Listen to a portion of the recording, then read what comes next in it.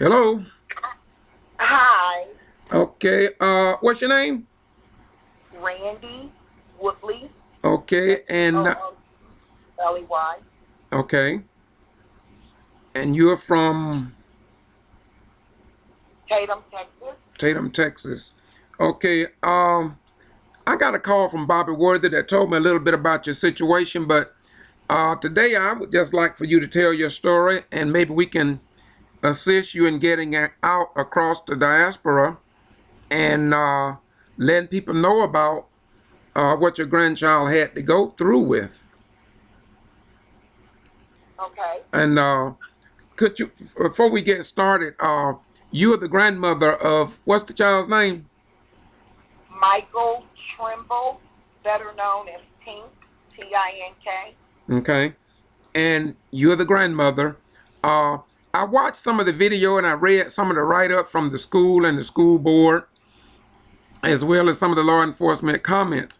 But what I would like to ask is the mother involved with the case, or just you handling everything, or how does it work? The mother is not involved in his life at all. Oh, I have custody, and I've had custody since he was 4 months old. He is now 4 years old. okay, that's good because people was asking me about the mother, so that's why I put that up front.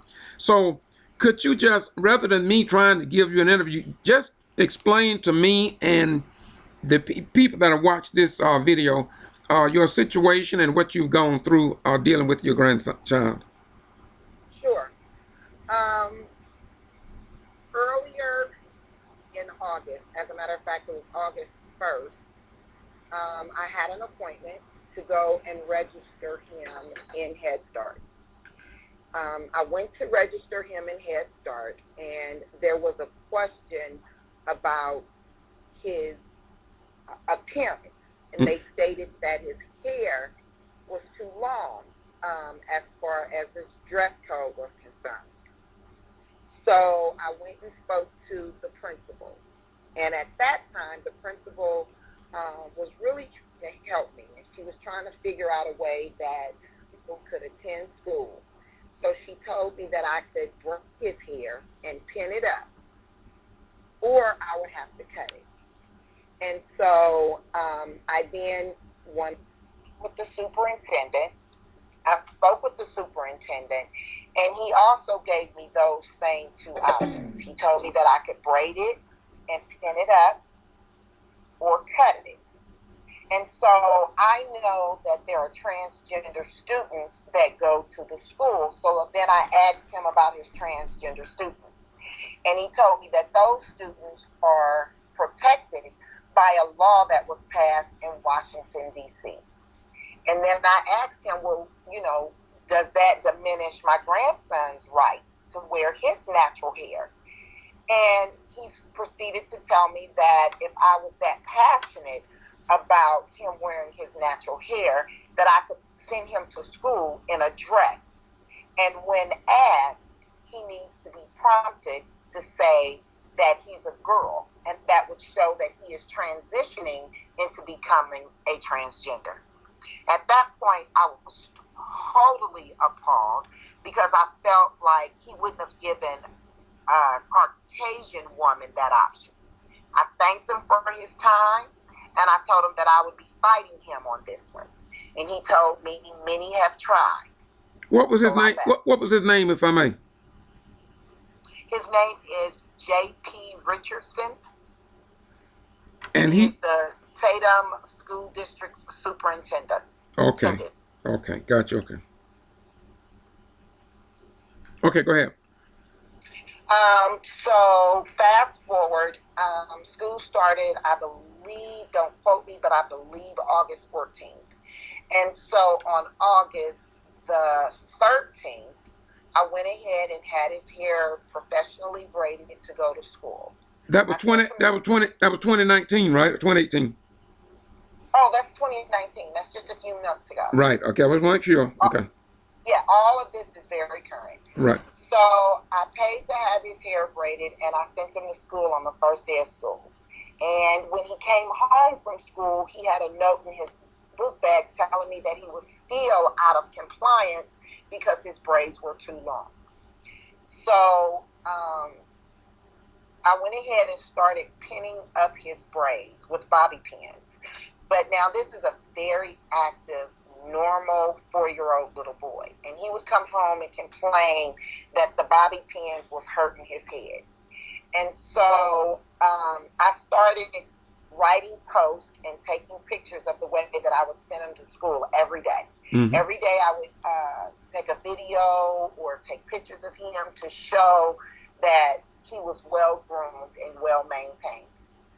I started writing posts on Facebook, and I'm also a part of Black Mothers with Black Sons, and I posted my story of just a small post in that group.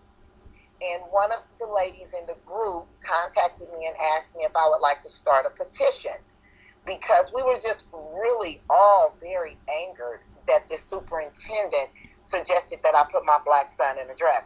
So we started a petition, and so far it's grossed over 19,000 signatures.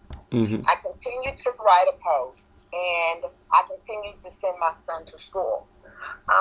He was really being targeted because I'm not from this town, and he was just not enjoying school. And this is his first time in school because it's Head Start. The more I would take to Facebook, the more problems we would have from the school. So I contacted an attorney. I filed a complaint with the ACLU. I notified the NAACP.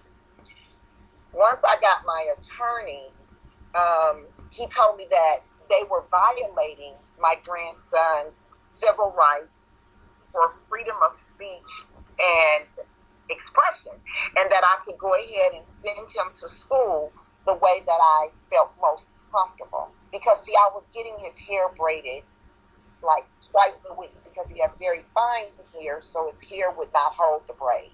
Mm-hmm. So I started sending him to school in his ponytail. And I found that the school's dress code had all of these different hairstyles that were listed and targeted for young Black men, such as the word puffballs. There's no other race that can wear puffballs. They can't have a male bun. They can't have a ponytail. They can't have a rat tail or a duck tail.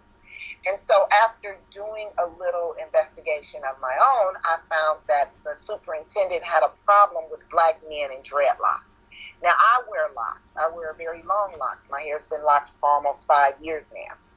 And so the superintendent felt like if he could name all of these styles that young Black men would have to put their hair in order to continue to grow their locks, that would stop them from growing their locks.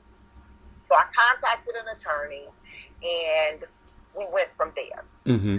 Once I sent my grandson to school in his ponytail, they would call me every day and tell me that I have to come and pick him up because he's out of compliance. Either I come and pick him up, or they would have to keep him in the office, and he would have to do his lesson in the office.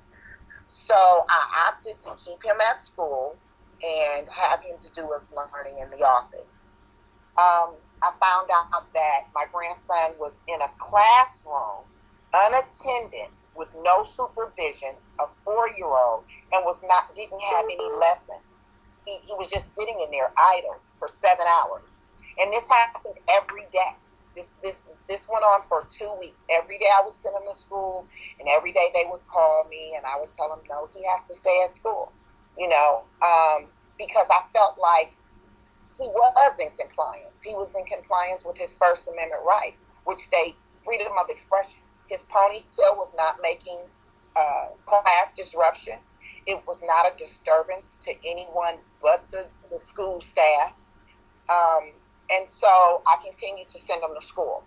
I started a protest, and I went out and I purchased my own poster boards, my own stakes to hammer into the poster boards, and I started a protest. And I protested. And once I protested, the whole movement, because my movement is called the Village, so my whole movement just took off. It just became worldwide. We were on CNN and the D.L. Hughley show and the Russell Simmons show, and we were on in LA Times, just everywhere. Right. And so I started getting a lot of television coverage. So I made the city very angry. I made my town very upset. And on October, and I've never driven my grandson to school. He's always caught the bus from in front of my home. The bus actually pulls up in my yard. And so I would continue to send him to school. And they contacted my attorney and told my attorney that they were going to expel him. And so my attorney explained to them that Texas law says that you cannot expel a student between the ages of 6 and 10 unless they bring a weapon. And my grandson didn't have a weapon. He had a ponytail. And so I would send him to school, and they would call me and tell me that he is no longer a student there and that I needed to come and pick him up.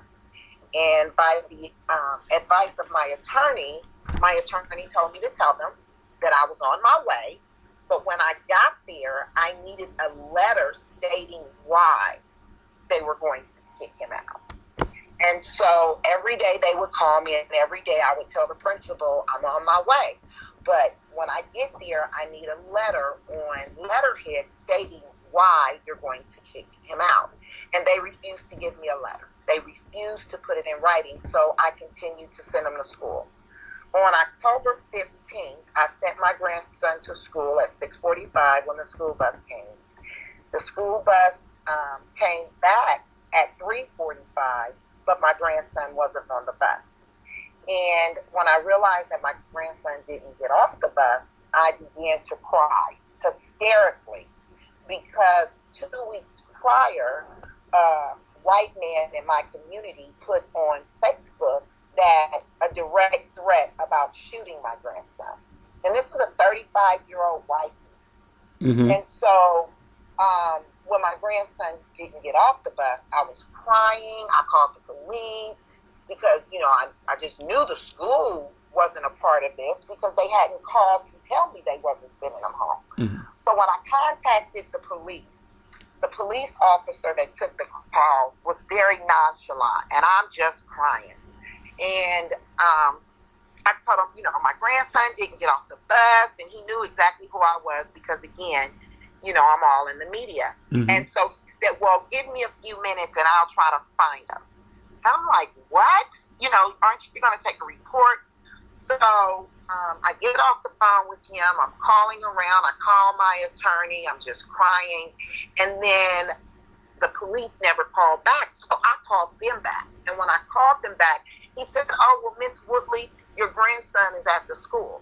And I said, what? He's at the school? Why didn't they send him home? And he says, well, you just need to get up here and get him. So I go up to the school, and I walk in the school, and there's 2 police officers, my grandson, and the principal. What time is this now? I'm sorry? About what time is this a day? Okay, so he gets home at 3:45. This is about 4:20. Okay. So for about 45 minutes, I couldn't find my grandbaby. I got you. Okay. And I walk into the school, and I asked the principal, why didn't you guys put him on the bus? Because I'm still very hysterical. And the police officer said, excuse me, but before you go any further, I need to tell you something. And he told me that I was being issued out a criminal trespass warning and that he needed me to sign it. And I told him I wasn't signing anything. And I asked him, why am I getting a criminal trespass? Like, I've never been belligerent. I've never come up here. I've never done anything indignant. And you guys withheld my grandson. Well, come to find out, that was going to be their way of kicking him out of school. Because if they could give me a criminal trespass, then that meant that I could no longer get him to school if they stopped the school bus from picking him up. So my grandson's last day of school was October 15th. On October 21st, I turned 51, and we had a school hearing with my attorney. And I had to get permission just to go to the hearing because it was on school property. And so on October 21st, we have this hearing. Who granted Sorry? who granted that permission for you to go on the school campus? Well, the superintendent, Okay. because the hearing was already planned. Uh-huh. And so for my attorney to fly down from California, and the ACLU was in attendance. I'm not sure if you're familiar with the Crown Act, but that's a legislation that was passed that you cannot discriminate against natural hair. And that was passed in California, New York, and New Jersey. Well, Right. they have adopted my movement. So they had written a letter. The NAACP was there. So the superintendent pretty much had to lift the CT Okay. order for me to go to it. Okay. Because it was because of me. The hearing was, brought by my attorney. Right. And so at the hearing, they refused to look at the evidence. They refused to even consider their own state educational law. They refused to listen to the ACLU and to look at all of their exhibits. So they voted at that time that they would not allow my grandson back in school.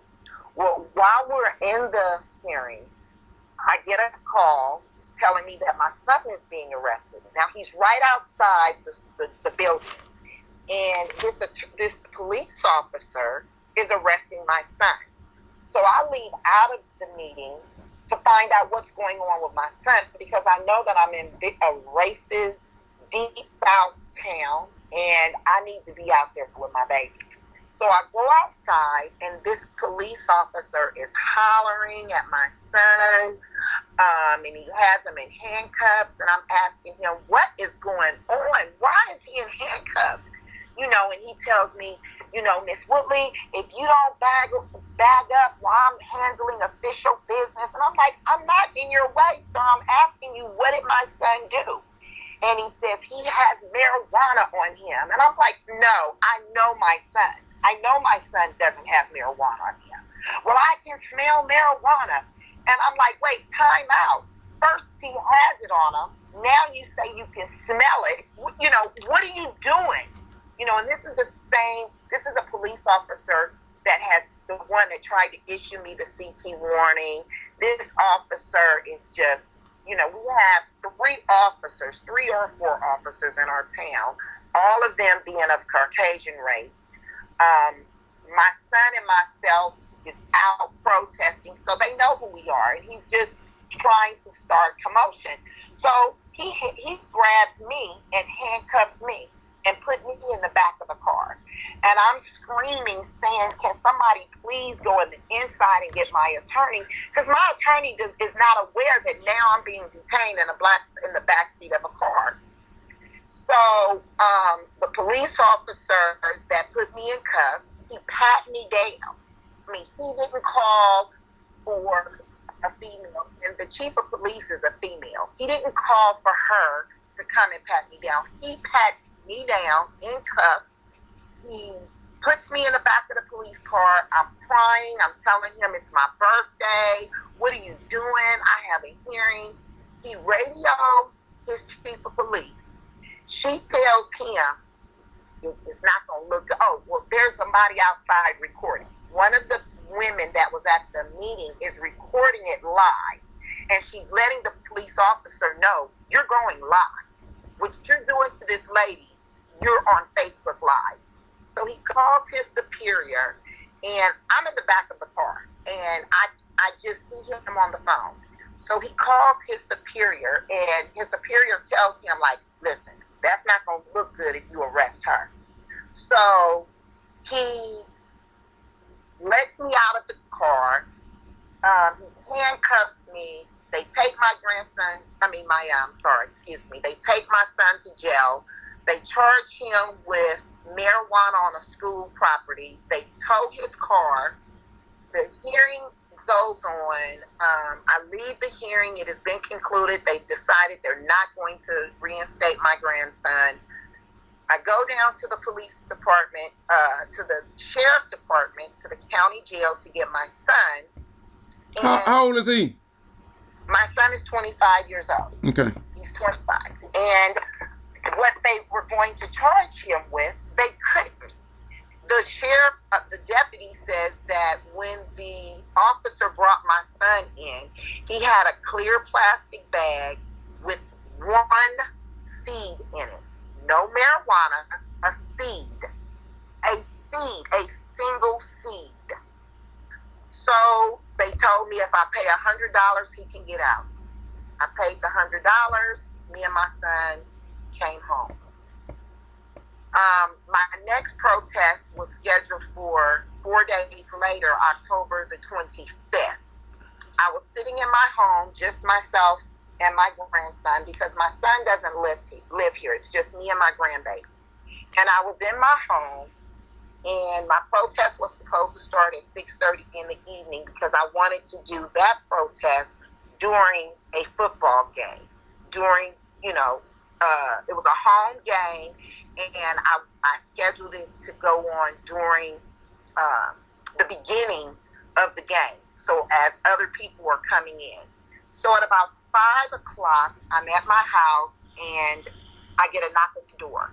I look outside, and there is 2 sheriff's cars and Tatum Police Department. Now, Tatum, I don't live in the city of Tatum. I live in the county. But so Tatum is not even supposed to come up this far. But they're sitting in my yard. After I had gone to the police chief and explained to her that I do not feel comfortable with this particular officer, the way that he's handled me, my grandson, that I know that his wife is a school teacher, that he is too emotionally involved. I am suing the school and have a problem with the police department. I don't feel safe. And the chief of police told me I wouldn't have to come in contact with them. Well, October 25th, they come to my house to arrest me. They knock at my door. I open the door, and one of the sheriff's officers asked me my name. I told him my name, and he immediately grabbed my hand. And I asked him, "Sir, what are you doing?" And he says that there is 2 warrants for your arrest. And I say, "For what?" I mean, sir, I've never been in trouble. So I have no idea what this is about. 2 warrants. And I tell him, "Listen, it's me and my grandson. My grandson just laid down for a nap. What are you doing?" And I'm standing in my front door, and I have on a nightgown.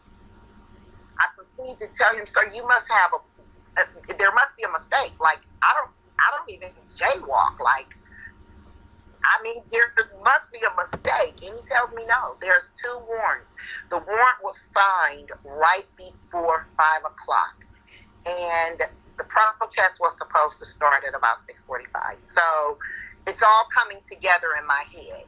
I asked them, what was I being charged for? I never seen a warrant, but they told me that they would tell me once they get me downtown.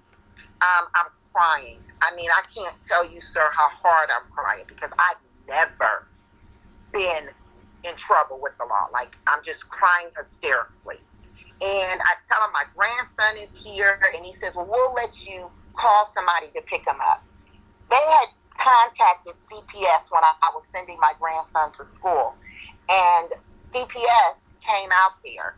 They interviewed my grandson, and they found that according to the CPS officer's report, because I have her final report, she said that when they got to the school, they found my grandson in distress, in a classroom, unattended, and crying.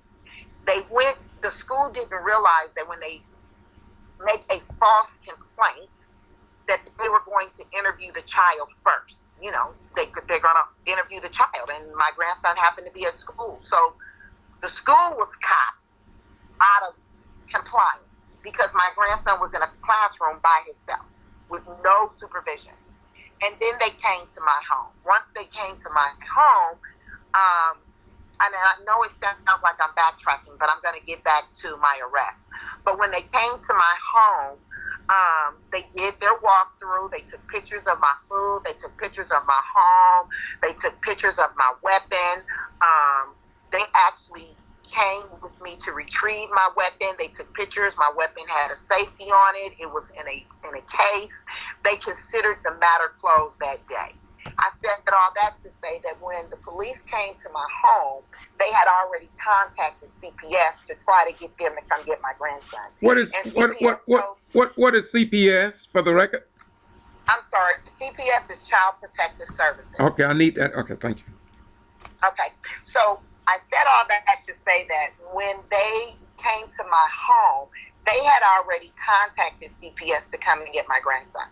But CPS told them that they was not coming to get my grandson, that it did not rise to the level of abandonment or abuse, and that they should just leave us alone. So the sheriff's department didn't have anybody to come get my child, my grandson. So they allowed me to call someone to come and pick him up. I contacted a family friend. They came and woke my baby up because he was asleep, and they had to dress him. And when they took him out of the home, I was sitting on the couch between two police officers. I asked the police if I could please give him a kiss. They did allow me to zip up his coat and give him a kiss, and he began to cry. And they left. They took him outside. So once they took him outside, they allowed me to put on, some pants, a socks, and a shirt. And then they took me to jail. When they took me to jail, I got there at about maybe 6. And the magistrate that signed my warrant was not supposed to come back until the next day. Well, I've always thought that if you get arrested on a Friday, you would at least go before a bond hearing or something the next morning, but not in my case. In my case, I was arrested at 6. The female magistrate had 24 hours before my time was up to be processed. She came back the next day at 5 p.m. So I sat in jail for 23 hours in a cell all alone on a concrete floor with a paper thin mattress and one blanket full of hose. I refused to eat. They would come around and offer, when they feed the other prisoners. I refused to eat anything because I just knew that I would be another Sandra Bland. I would be reported that I died in police custody. So for 23 hours, I didn't eat or drink anything. I just laid on that paper thin mattress in a fetal position and prayed. I just prayed to God the whole time. I had no concept of time. I just knew that I had been wronged. I got an attorney visit while in there. The Black activist group, my attorney in California reached out to an activist group, and they sent an attorney down there to post my bond. And but they had to wait because they just knew the judge was going to come in at a decent time on a Saturday. Not in my case. She didn't come in until 5:30. Once she came in, they posted my bond, and I was told by the person who posted my bond that I should go on Monday and see a particular criminal attorney. I was charged with two charges. I am now facing a felony 3, child endangerment, because I continue to send my grandson to school. So I am facing a felony 3. And I'm also facing a perjury. I've never perjured myself. I've never signed anything under perjury. I have no idea what this is all about. Okay. Can I get a hold right there? When I read that about the perjury, they got it out there pretty powerful. So I just wondering, and so you say you don't know what you did for them, and they got that out there online on you that you purchased yourself, and you don't know what you did or said. I know what they say that I did and said. Okay. Okay, you can continue. And I can't go into that. But I know that. That's what I'm saying. Go ahead. I know it. Right. I know that. I know. Right. Right. So that's one of the things that will be brought up in court. Right. But I would like you to know, sir, Right. that I did not perjure myself. I did not do any of the things that they're saying that I did, as far as perjuring myself without, how can I put this, school's knowledge. Right. Anything that I did with it. I did because I was instructed to do. As far as Head Start is concerned. Okay, let me say that. Okay. My grandson is not kicked out of Head Start, according to Head Start, because Head Start is a government-funded program. According to Head Start, he's still enrolled. I was supposed to send him to school every day, but Tatum ISD refused to allow him to go to school on their campus, although it's a government-funded program and he's still enrolled. My question is, are they continuing getting the government funded for his enrollment? So I get out. Monday morning, I go straight to see this attorney that was referred to me. I speak to the man. He's a Caucasian attorney. I speak to him in his office, and I think that it's a consultation. I think, you get your free consultation. I didn't sign anything. I didn't give him any money. When I concluded the meeting, he told me that he would call the DA to see where things stand. And that was the last time I heard from him. My attorney in California contacted the DA's office, and they didn't even have the paperwork. The sheriff's department hadn't even taken over the paperwork, and this is like 2 weeks later. I get a letter from this attorney that I spoke to that says I owe him $7,500. And I'm thinking, for what? Like, I haven't retained you. Why do I owe you? And according to him, he placed a call to the DA, and him and the DA worked out a deal that the DA would drop my charges. He's just not sure how to word it where it doesn't piss off his constituents. When I asked the man, well, wait a minute, you mean to tell me you make a phone call and it's $7,500? He told me that if I didn't pay the $7,500, he would sue me. And I'm like, wait a minute, I didn't retain you. I haven't given you any money. I've never signed anything.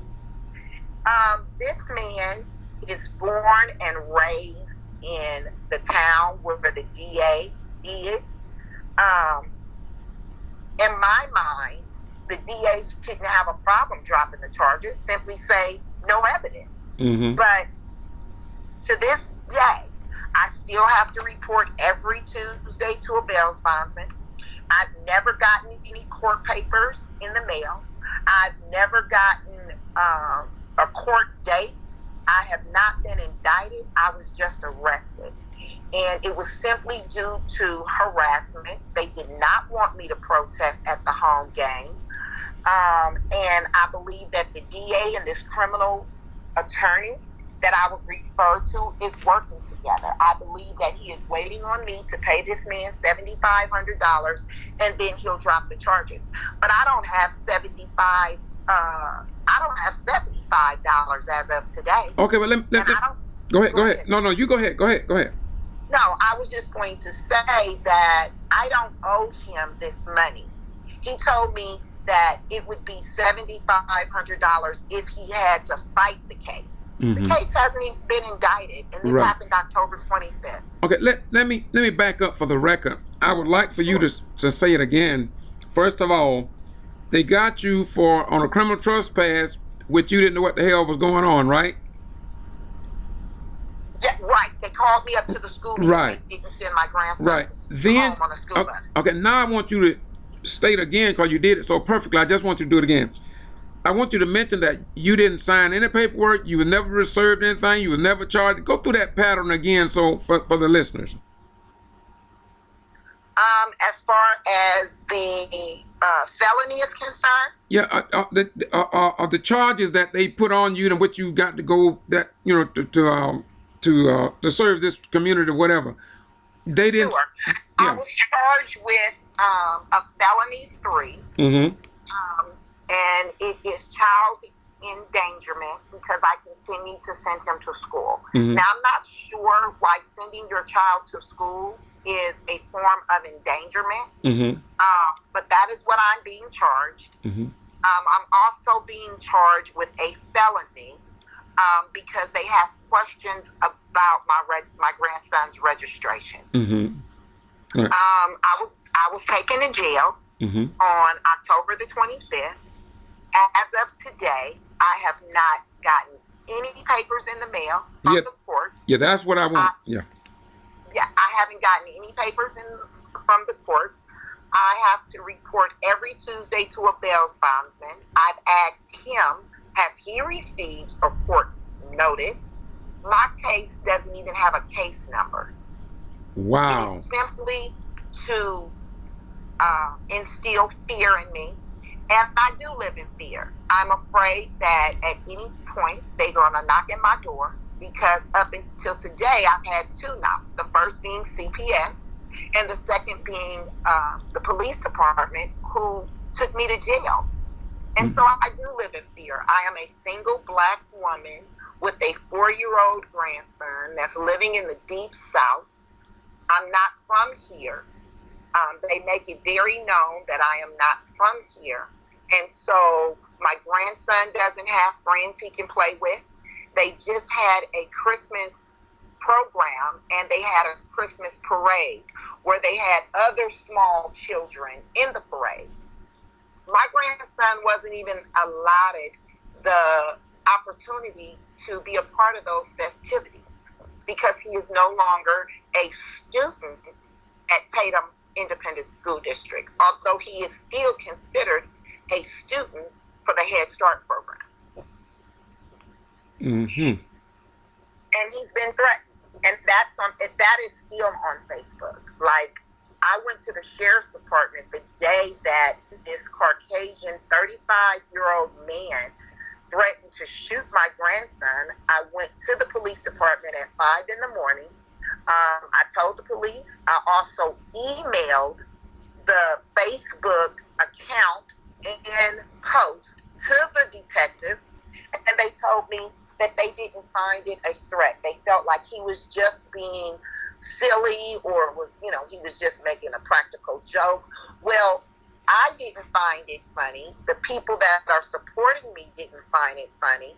They reached out to his job in the oil field. His job didn't find it funny. They fired him that day. But this young man just happens to be the son of the administrator for our only daycare, which is owned by the president of the school board. Mm. Wow. Okay. So, Yes, sir.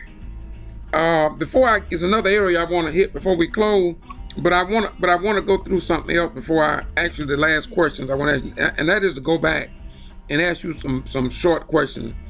Sure. How do you feel about your grandson having to deal with possible racism or racism at the age of 4? How do you feel about that?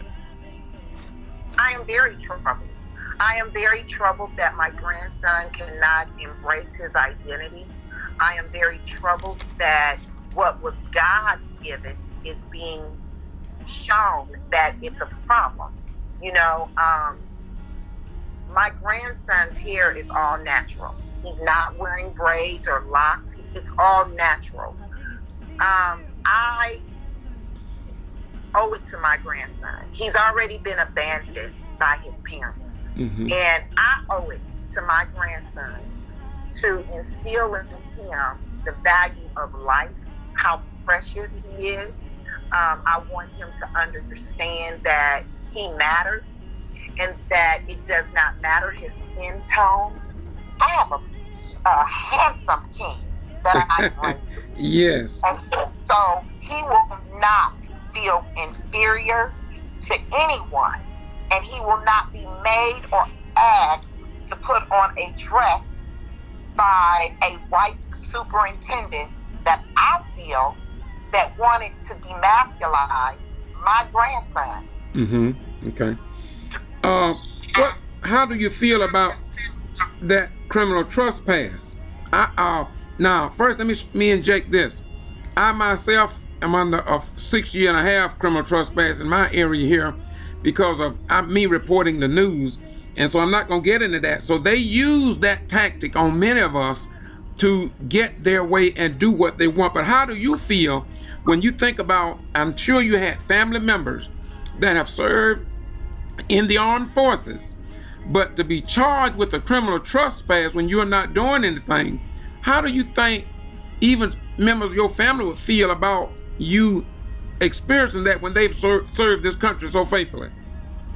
So it's funny you ask. My mother was in the Army. As a matter of fact, she was in the second class of Black Physician Assistant in the United States Army. My mother served in 1957. Wow. My father served in 1957, and he was a part of the Air Force, where he was an Air Force policeman. So I am directly offended.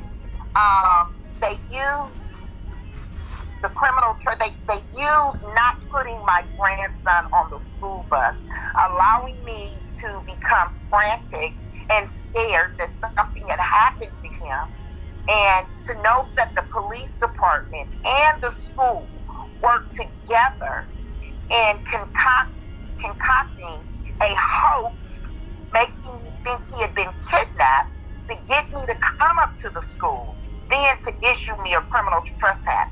You tell me to come get him. You tell me that you found him safe and to come and pick him up. And when I get there, you issue me a criminal trespass because you don't want to give me the proper documentation of why you're kicking him out.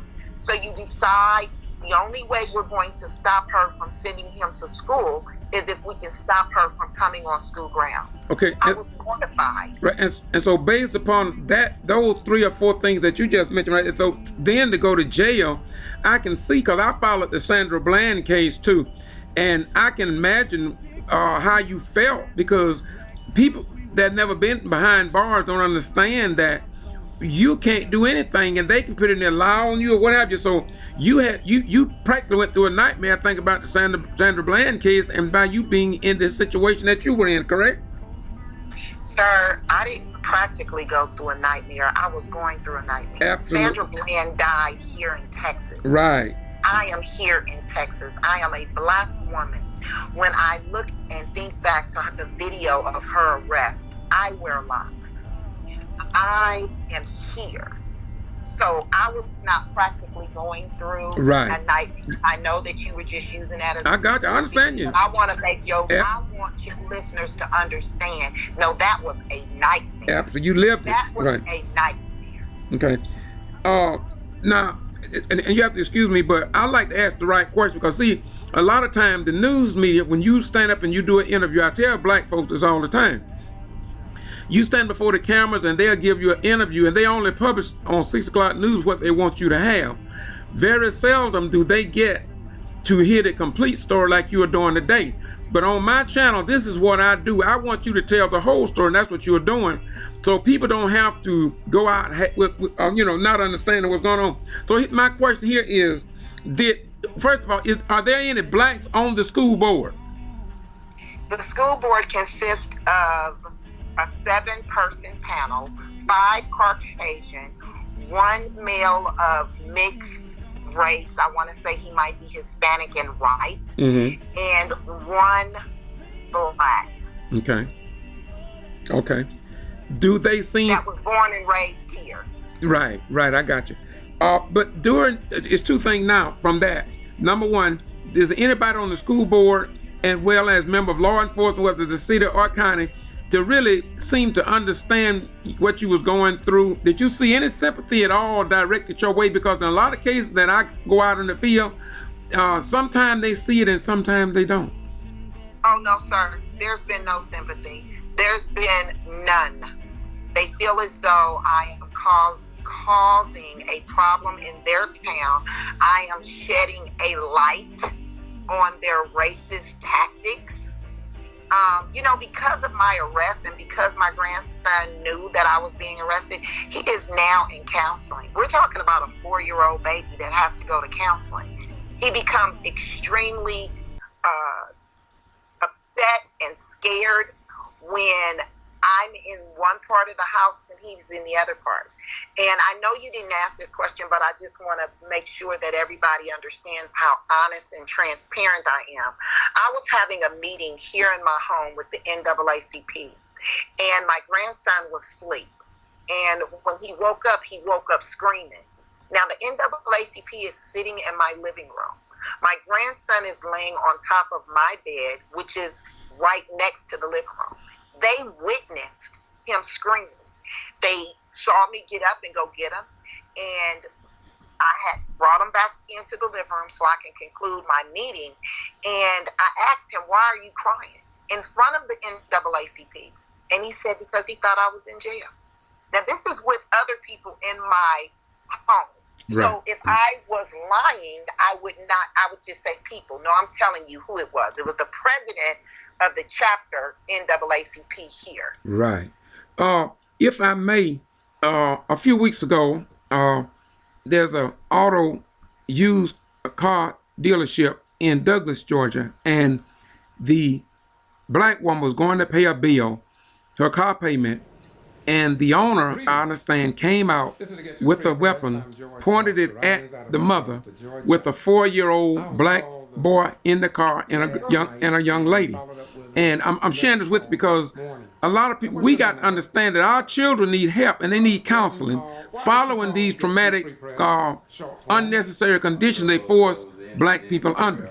So to skip right along, when I went to interview them, they wanted me to ask the 4-year-old and this other girl, I think she was 8, what they experienced, because the mother and father told me that young girl woke up in the middle of the night screaming, "Don't shoot my mama," because she saw the gun pointing at her mama. And so these children, I threw that in to let you know, because I may put that clip right into this video too, because people need to understand that this is a real world situation. And because the news media will not publish the beef of the incidents that the children are facing with all of this racist regeneration of what we thought we had come through, and it's all coming up again. So I just want to share that with you, and I'm saying to you, you be encouraged and make sure that she gets some type of he gets some type of counseling. He goes to counseling right now, and I just would like to extend my condolences to the other family that you were just talking about, because I know that that's real. See, before this, I would have just been like, "Oh, poor baby." No, I know what that young girl is going through, because I can't go to the restroom with the door closed. I have to leave my bathroom door open when I go to the bathroom so that he knows that I'm in there. So I know that that's real. Okay. Now, there's another question I want to ask you, we on good track. I figured this will be an hour. We're not gonna go over an hour. But what I wanted, and that was this, is that when I read about, well, let me put it like this. Let me just ask you the question straight out. Why did you have those guns in your house? Okay. Some people. 2 weeks before my arrest, there was, maybe 2 or 3 weeks, there was a post, like I said, by a man living here in Tatum, that he was going to shoot my grandson. Right.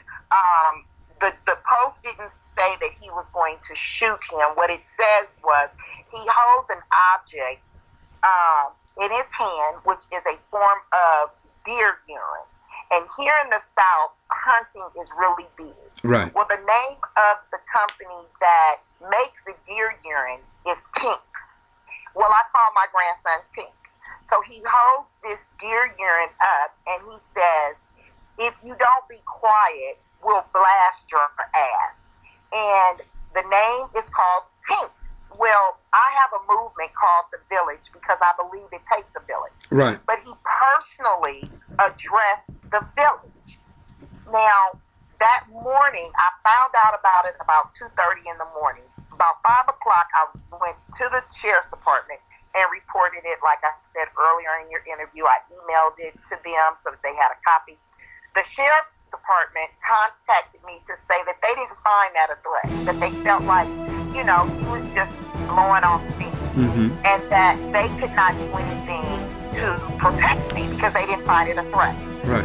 So later that day, my son was here from California.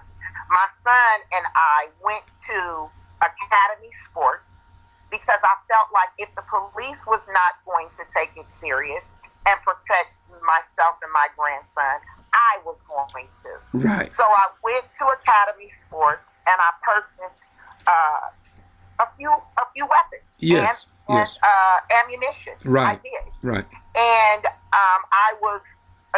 I live in the country. So in the country, you can shoot on your property. Right. Right. So I started target shooting on my property, and the school, my son was so proud of me because I was hitting my target. Right. You talk about messing with my baby. Right. I make it work. Right. So my son had posted a video on Instagram, and all he says in the video is, "Look at my mama. I'm so proud of her." And the school saw the video. They contacted Children's Services and told Children's Services that they were afraid that we had weapons in the home with my grandson. My grandson was at school when I went and bought the guns. He was at school when I was shooting. And that's when CPS went to the school to interview my grandson, and they found my grandson in distress and crying, sitting in a room. They left the school, came to my home, visited with me, took pictures, everything. They asked me to retrieve my gun, and there was two Children Protective Services officers that came, and I told them no, I was not going to retrieve my gun. We would go, them and me, because I never wanted it to be said that I went and got my gun alone. So both ladies got up, and we walked into my bedroom where I retrieved my gun together. They took pictures of my gun. They took pictures of how it had a safety on it, how I had it locked away, how the key was not with it, and they considered the matter closed. Okay. So that's why I had a weapon, because the sheriff's department was not going to protect me and my son, right, my grandson. Right, and you have a right to do that. Yeah, and it's registered in my name. Yeah, absolutely. Okay, now you mentioned earlier, as we bring this to a close, you mentioned a civil rights organization coming to assist you. What civil rights organ, if I may ask? It's the ACLU. Okay, I got them. I know it's online. I saw them online. Yes. The NAACP. Yes. And it started when I first started this. I had gotten some attention from a organization in Georgia, but they dropped my case. Okay. I have not heard from them. Okay. Okay, Georgia. The reason I asked is because when I was in Douglas, I've been doing a lot of work up there because they got problems up there, and the National Action Network with Al Sharpton, his representative came down there, and so I want hello.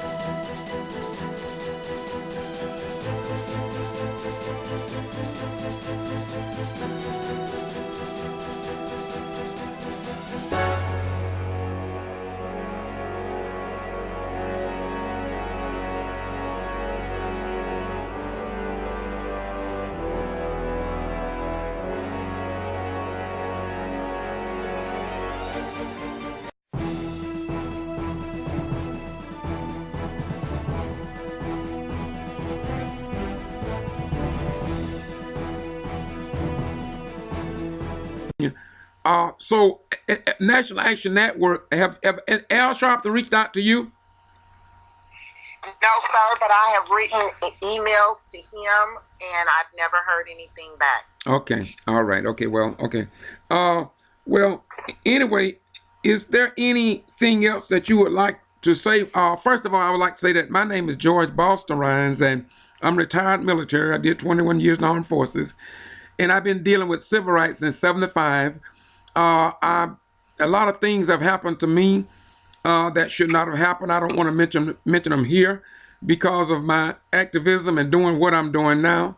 But I have no intentions of stopping or ceasing because there are too many people that are hurting across the nation. I think Bobby Worthy heard about your case, and of course he mostly called me, and I told him I would listen to your story. So I got online the other day and I listened to videos, watched the news, and see if it was something that I would even want to put on my channel. But I will say that I hope that my viewers, that the people that listen to this, will take it and share it, and so people can see the big picture of what is going on here in the United States of America as we send our sons and daughters to serve a nation that continuously allowed this to happen for over 400 and some years, not in America, but in North America.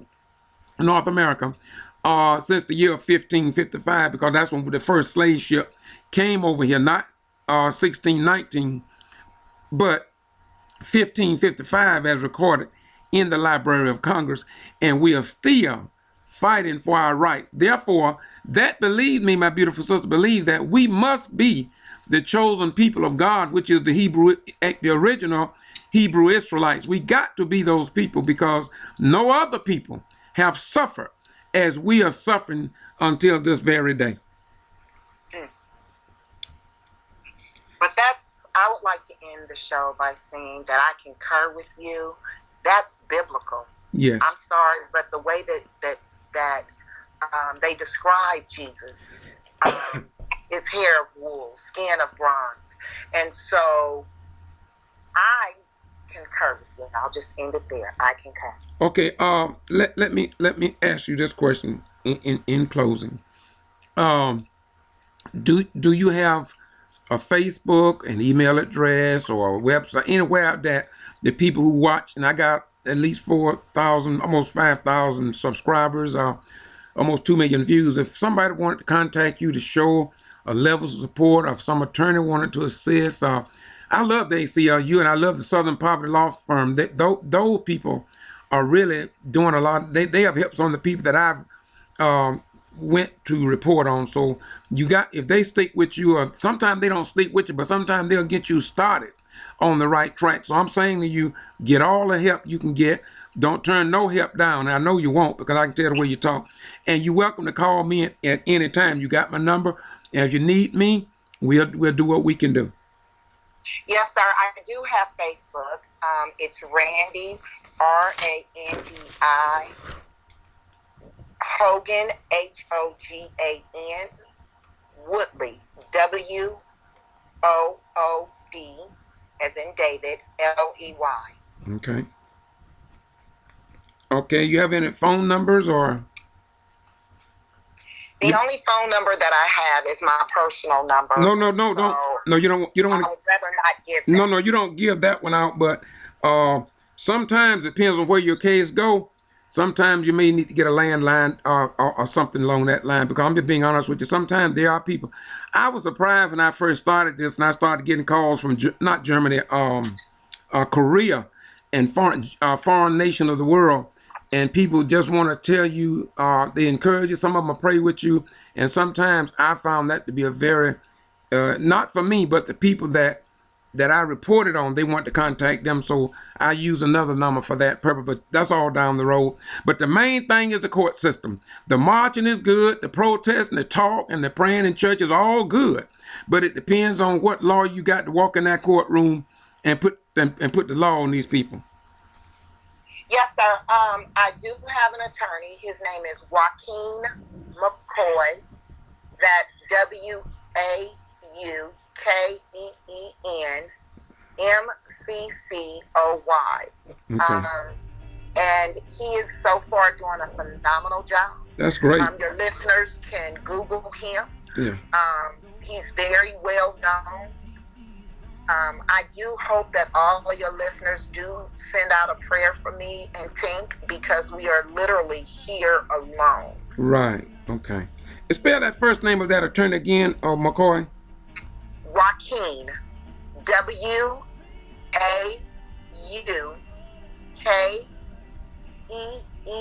Oh yeah, I got it. Right. Okay. McCoy. Right. Okay. Okay. Well, look here. You have a nice day.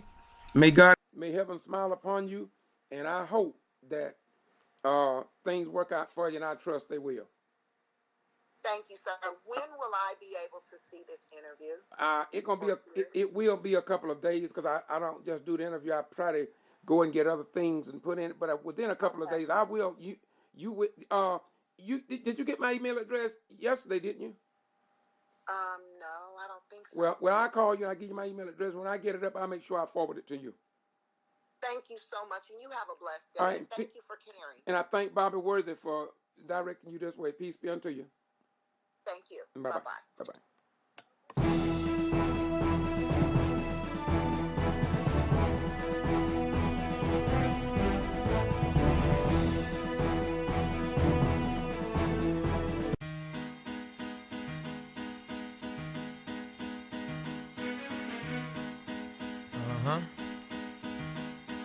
Yo, if I had 100 sheep and one of them got away, I would leave the 99 and go find that one. That's right. Look from the locks and jaws of Satan, I come creating, penetrating with force from the land of the lost. I'm coming like Muhammad got the devil on the run. Rising like the sun, keep your eyes on the one. Look on base, here to bring forth a reborn nation, up against the norm, creating a new formation. This foundation that I be standing on is firm. Look, y'all, we must learn, or as a people we gon' burn in the fire. Let's join hands with the Messiah, the Lamb be Elijah. For real, I ain't no liar. My deepest desire be to resurrect the carcass, breathe like venom, then squeeze out all the venom with momentum and skill. We'll kill Satan at will.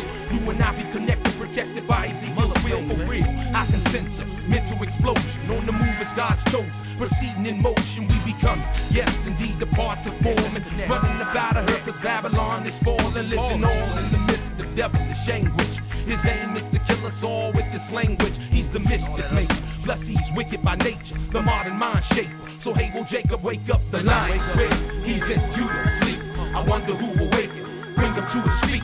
Speak now, or forever hold your peace. The violence of this beast must cease. Look out, I see a lion. Where he's in Judah asleep, I wonder who will wake him, bring him to his feet. Speak now, or forever hold your peace. The violence of this beast must cease. Now look, for 4 days, he's been sleeping in the tomb. Fed like the zoom, no light, it's like the moon. His blood be maroon, plus it covers the earth. Crucified daily, and waiting this new birth. For real, the truth hurts the wicked evil doer. He knows that the future will bring a new ruler. So look, don't let him fool you with his maneuvers and wisdom. Seeking, you'll find that he uses symbolism with this rhythm. Black will represent the hesitant brains. Hit the water down the flames and sort out the remains. Everything must change, nothing stays the same. Our struggle's been ordained, so just chill, maintain. I know it's strange, but look, one came to raise us up. Farad has arrived, beware, don't self-destruct, keep the focus. The red dragon's coming with the locusts. Some don't notice, so they engage in shit that's bogus. But look like Moses, I'ma free you from your bondage, from those who oppress us, wicked, evil, demonics. I promise that I'ma flaunt this everywhere I go. My people gotta know, so I can't hold it in no more. For real, the pressure's on and that be the fact. We gotta resurrect quick if we expect to be hereafter. Look, I can see disaster, it's all in our midst. It's the shock of the hour, man, the clock be stuck on 6. I wonder, who can fix this problem from Zion? I'm in the wilderness trying to wake a dead lion. There's a lion where he's in Judah asleep. I wonder who will wake him, bring him to his feet. Speak now, or forever hold your peace. The violence of this beast must cease. Look out, I see a lion where he's in Judah asleep. I wonder who will wake him, bring him to his feet. Speak now, or forever hold your peace. The violence of this beast must cease. Now peep these bones as they lie, still dry in the valley. Buried under rubbish, darkness covers the body, there's no consciousness. there's no breathing, no pause. Walking dead in Israel, be that sheep that's lost. Guided by the false image, they don't know what sin is. In their forehead be a mark that reach crooked menace. It's continuous bleeding, therefore repentance is needed. Wickedness can be defeated when we submit it's deleted. This beast be heated. He knows the fire's kindling. The curtains in that land of Midian be trembling. I see assembling a large number, many men coming from out the grave to never go back in again. Lazarus, come forth, remove that napkin, take it off. The force be with you, so lion, let him hear your voice. I can hear the roars coming from daily tribal wars. Flesh wounds and scars be like all over the stars in the river of blood. We be swimming in sin. I see the lesbian and the million feminine men. These days be numbered, the end is right in sight. Behold, he comes quick like a thief in the night. At the head of 10,000, he be moving to fight. Burning coals at his feet, look, observe the flight. In the bottomless pit, they be falling, still dying. Who can save the lion and bring him home to Zion? There's a lion where he's in Judah sleep. I wonder who will wake, bring him to his feet. Speak now or forever hold your peace. The violence of this beast must cease. Look out, I see a lion where he's in Judah sleep. I wonder who will wake, bring him to his feet. Speak now or forever hold your peace. The violence of this beast must cease. There's a lion where he's in Judah sleep. I wonder who will wake, bring him to his feet. Speak now or forever hold your peace. The violence of this beast must cease. There's a lion where I wonder who will wake him. Get up, lion. Did you think he's gonna stay down forever? New day. 1909 Chevy. Beware, Obama wake him. For 443 goddamn damnable years. The topic is laid strict. I see eagles gathered everywhere. The eagles still be gathered. Come on. Don't stop.